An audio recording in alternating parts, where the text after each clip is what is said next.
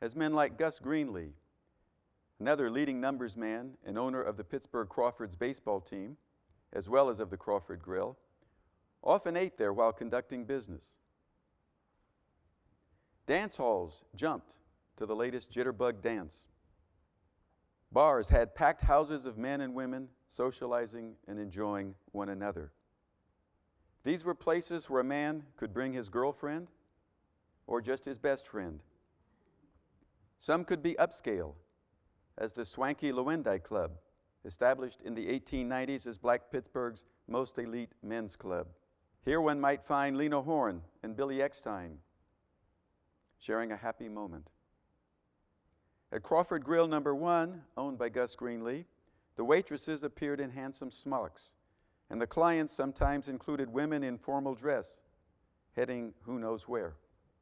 Hartsburg's on Center Avenue drew a mixed clientele, including cross-dressers, such as Gilda, who was probably the most popular of all the cross-dressers in the Hill District.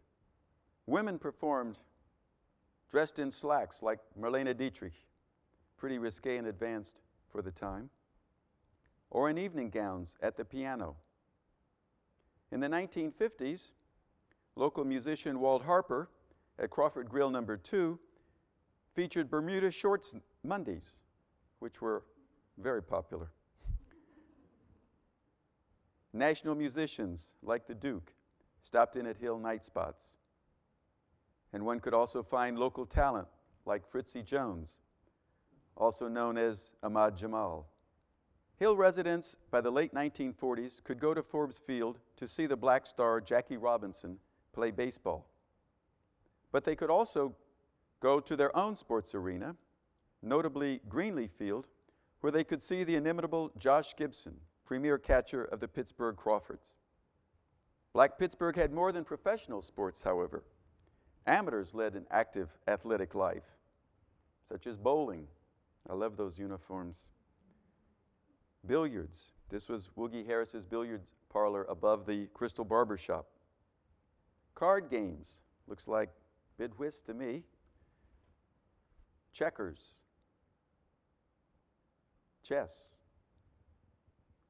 They went hunting and brought back some game. They went fishing, and those were some big ones. They golfed,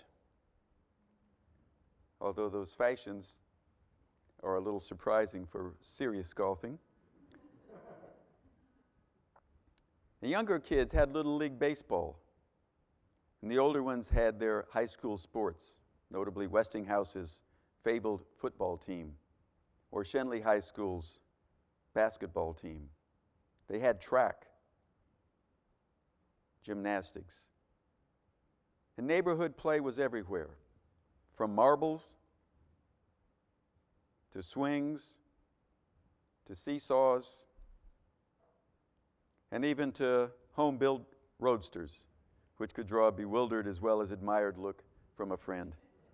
Sleds could make winter a joy, and table tennis, roller skating, and failing all that, simply squirting a hose on your little brother would suffice on a hot day. There were pools for swimming, although some came more to be seen than to swim, perhaps. Cultural life, especially music, filled the days, and not all was jazz. School-organized classical musical ensembles and private classical music lessons were available in the Hill, as were theatrical performances, such as this performance for Aida that included tots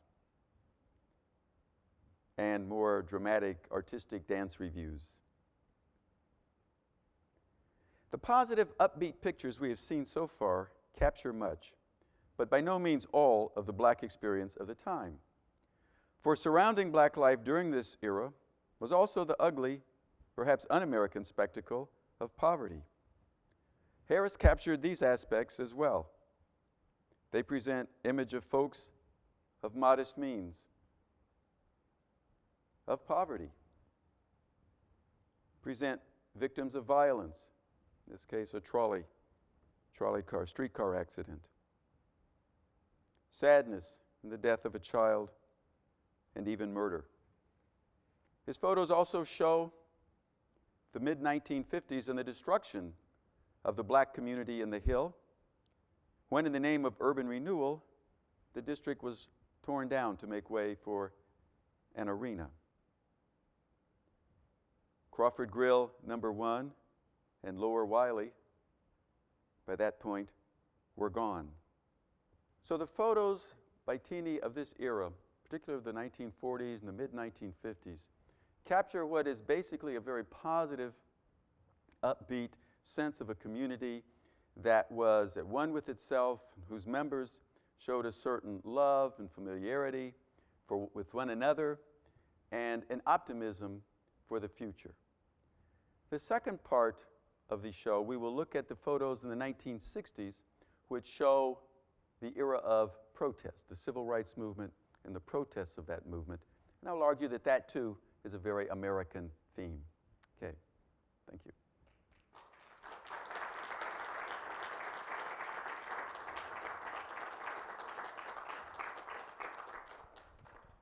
Larry, thank you so much for sharing such amazing photographs with us.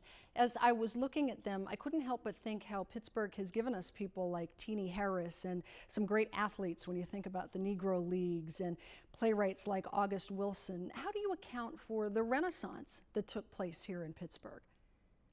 Well, who can account for Renaissance? I don't know. It is an amazing story. The city of Pittsburgh at that time was a very dynamic, growing place that attracted people who came here from all over the country. So it was a place that was seen for opportunity, attracted talent for that reason. And I think that's part of the reason. People weren't leaving Pittsburgh at that time, they were coming to Pittsburgh. So you had a lot of talented people. Second, I think just in general, their records got preserved.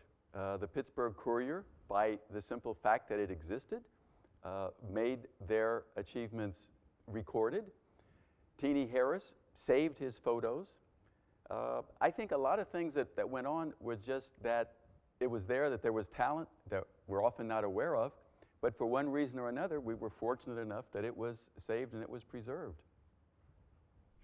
You are a well-known face in Pittsburgh. True. Tell us your name and your question or comment for Larry. Well, my name is Temujine Kunfeo, and my comment and question is every time I see photographs by Teenie Harris, I always look to see if I know somebody in the photograph.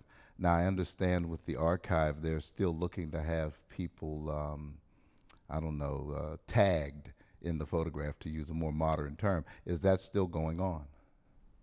Yes, very much. We're very much soliciting people from the community who is familiar with those photos and with that era to come up and help us identify people, places, and events. So very much so. Hi there, welcome to the program. Thank you. My name is Heather, and my question is, do you feel that Teenie knew at the time the importance and the significance of documenting life in the Hill District? And also, do you think that Teenie viewed his photographs as art, and how do you think he would feel of having his collection belong in a museum? Well, for sure, Teenie would be very happy to have his photos in the museum. He had a great love for the Carnegie Museum of Art. He had an appreciation for art and for photography, and so for sure he would be very happy to have his pictures here among other great visual images of the past. He saw himself perhaps as a sort of an artist in the way of pleasing and making and enhancing the appearance of people. And he also saw himself as a working documentary newspaper photographer. My name is Daniel Bedanza, and I'm wondering how important it is to, I'm not sure how to say this, to understand the photographs in context of the culture of the time. I mean, do you see them as, you know, they're sort of maybe idealized images of people and the culture at the time, and looking at them against sort of maybe oral histories of what was going on at the time? How do you separate that out, and how important is that? Sure, that's a very good question in terms of how representative of Black life are these photographs, because they do show a very positive, upbeat set of images that really contradict and fly in the face of what we think of would have been the dominant mind and mood of the Black community of the time. I think they clearly don't capture everything within the community. But I don't think photos of, let's say, mainstream white America, Life or Look magazine, we take those as representative of America. But if one wanted to, one could take another set of photos of white America that would have a very different theme to it. So they don't tell the entire story, but they do tell an important and a large part of that story. And I do think, in fact, they capture something of the tenor and tone of the times. When one looks at other evidence, talks to older residents, people who were there at the time, such as in Wiley Avenue Day, when they go back and start to reminisce, their memories are quite positive. When one looks at the stories in the Courier, they do reflect the things that are in those photos. One can see within the Courier the images, the reporting, the stories do begin to change in the late 50s and the 60s. You get a different type of era. It's not as happy an era. It's an era of protest, but it's also an era in which we start to see the social issues and problems that we face today start to come to the fore, of drugs, of increase in crime, of vandalism, of alienation, things like that. So in that sense, I don't think the photos are totally representative, but they're not a terribly misleading set of photos either. Larry, you've given us so much insight into what is not just a Pittsburgh story, but clearly an American story. We are going to take a short break now and catch you up a little bit about what the Humanities Council has been doing lately. It wasn't too long ago that PCN's Brian Lockman sat down with PHC's Ann Benzel, and here's what they talked about. Ann Benzel, you are currently the chair of the Pennsylvania Humanities Council. What is the Pennsylvania Humanities Council? The Pennsylvania Humanities Council is a not-for-profit organization whose mission is to promote the humanities and cultural events throughout the state. What does that word mean, the humanities? Humanities has many different meanings to different people, but to me, my definition would be the humanities are those elements or entities that touch us in special ways in our everyday lives. For me, it's the arts, it's literature, it's history. The humanities are learning experiences that teach us a lot about who we are, where we came from, and hopefully where we're going. How does the Pennsylvania Humanities Council promote the humanities? Through programming. We have some absolutely wonderful programs that are far-reaching across the entire state. I'd love to tell you just a little bit about them. One of my personal favorites are the Commonwealth speakers, who really visit every county in Pennsylvania, telling stories, small performances. Another absolute favorite is Read All About It, and this is through the library system. It encourages not only reading, but discussing what you've read. Another great program that we offer is a grants program. We offer grants to local organizations to support their programs and also to assist in bringing our programs into the area. How often do you have these events? We are part of partnerships within the community, weekly, monthly, seasonal. It depends. Check our calendar. It's listed at www.pahumanities.org on the web. I'm sure you'll find something you like. Thank you again, Ann and Brian. You know, it's so true that the humanities are really the key to unlocking the door to the things that we're passionate about, like our culture and our identity. So let's go back now to Larry Glasgow for more.